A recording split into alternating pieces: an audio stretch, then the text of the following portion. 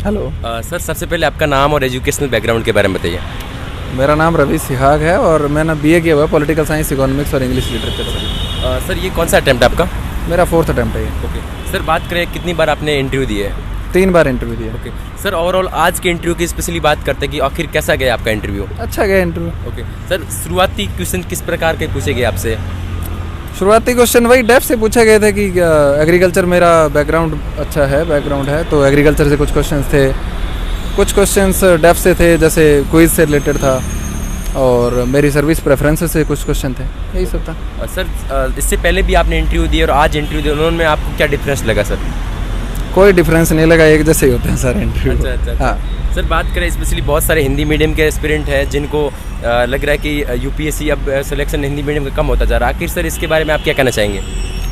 ऐसा नहीं है, थोड़ी सी स्ट्रेटजी वगैरह अच्छे से प्रिपेयर करें और इंग्लिश के मटेरियल को थोड़ा पढ़ना पड़ेगा क्योंकि हिंदी में मटेरियल की कमी है, और थोड़ा सा साइंटिफिक तरीके से अगर हम पढ़ेंगे तो हिंदी मीडियम से भी सिलेक्शन हो सकते हैं। सर अभी आप सर्विस में भी है, सर्विस में होने के बाद में भी इस बार आप इंटरव्यू देने जा रहे हैं, तो सर आप किस टाइम मैनेजमेंट किस प्रकार कर रहे हैं? टाइम मैनेजमेंट करना पड़ता था, सुबह जल्दी उठना पड़ता था, रात को लेट तक सोना पड़ता था, थोड़ा नींद से कॉम्प्रोमाइज़ करना पड़ता था, ये सभी चीज़ें। ओके तो सर बात करें आपके ऑप्शनल सब्जेक्ट क्या है सर? हिंदी साहित्य। ओके, हिंदी साहित्य से रिलेटेड आपको क्या क्या क्वेश्चन पूछे गए? हिंदी साहित्य से रिलेटेड एक्चुअली में शुरुआत जो मेरा इंटरव्यू था वो हिंदी साहित्य से ही हुआ था, उसमें नागार्जुन की कविता, कबीरदास जी और इन सभी के बारे में बात की गई थी। ओके सर, ओवरऑल इंटरव्यू की अगर बात करें आपने कितने प्रतिशत सही से आंसर दिया है?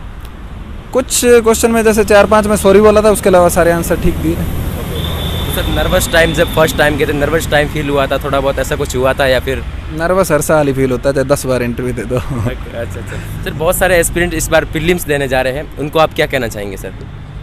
प्रीलिम्स के लिए जो तुम बेसिक पढ़ रहे हो उस पर स्ट्रिक्ट रहो, फालतू के बहुत ज़्यादा अभी इस टाइम पे बहुत ज़्यादा रिसोर्सेज को फॉलो मत करो, करंट को वेटेज दो, मगर इतना भी नहीं कि करंट सारा दिन पढ़ते रहो, जो बेसिक है उसको पढ़ते रहो, टेस्ट सीरीज़ लगाओ, कुछ अच्छे टेस्ट दो और प्रीवियस ईयर क्वेश्चन सॉल्व करो। ओके सर, कि जैसा कि अभी हिंदी मीडियम के आंसर राइटिंग प्रैक्टिस में बहुत सारे स्टूडेंट्स को दिक्कत आ रही है क्योंकि लंबे लंबे लेख लिखने पर उसमें बहुत सारे मटेरियल्स को चार्ट के लिखना पड़ता है, तो इसमें सर आपने किस प्रकार लिखा और कैसे मैनेज किया ये सब? देखो, पॉइंट टू पॉइंट लिखना वो सबसे बेस्ट है कि अगर आप इंट्रोडक्शन कर रहे हो तो उसको ऐसे नहीं है कि आप आधे पेज से ज़्यादा कर दो। बिल्कुल, छोटा इंट्रोडक्शन लिखो, पॉइंट टू पॉइंट उसमें जितना भी पूछा है वो लिखो और एक अच्छा सा कंक्लूजन दो। मटेरियल बहुत है पढ़ने का, लेकिन वहाँ पे अपन को या तो 150 या 250 वर्ड्स लिखने पड़ते हैं, तो इतने ही लिखो, उसके हिसाब से पढ़ो कि हम लोगों को पूरा विद्वान नहीं बनना है, हम लोगों को एग्ज़ाम क्लियर करना है, तो उस हिसाब से पढ़ो। ओके सर, किसी भी काम को जब शुरुआत करते हैं बहुत दिक्कत होती है, चाहे यूपीएससी की परीक्षा हो या किसी भी एग्जाम की, जब एस्पिरेंट यूपीएससी की परीक्षा को लेकर चिंतित होता है तो उसके बारे में सर शुरुआत में होते मटेरियल्स कहाँ से खंगाले, कैसे करें, क्या करें, इसके बारे में सर क्या कहोगे आप? मटेरियल एनसीईआरटी को शुरुआत करो, उसके अलावा कोई भी एक जो ऑथेंटिक मटेरियल मार्केट में अवेलेबल है उसको पढ़ो और उसी पे स्ट्रिक्ट रहो। ऐसा नहीं है कि बार बार मतलब 2 नावों में सवार नहीं होना है, करंट पढ़ रहे हो तो एक मैगजीन पढ़ लो, कोई भी पढ़ लो।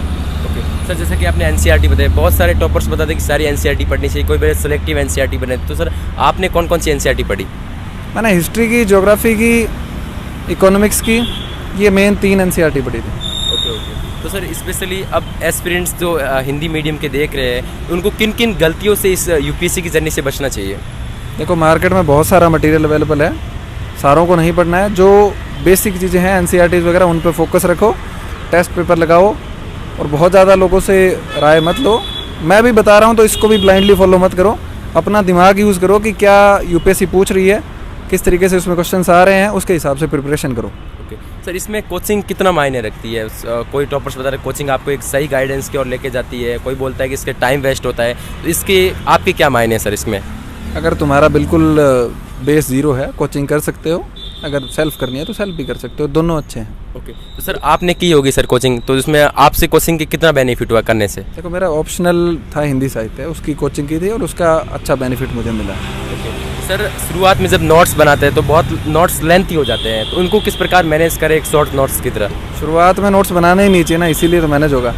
शुरू में कम से कम 3 या 4 रीडिंग करो, उसके बाद में नोट्स बनाओ, तो जो चीज़ें दिमाग में फिट हो गई हैं उनको नोट्स में लिखना नहीं पड़ेगा, जो नहीं फिट हुई है उनको नोट्स बना लो।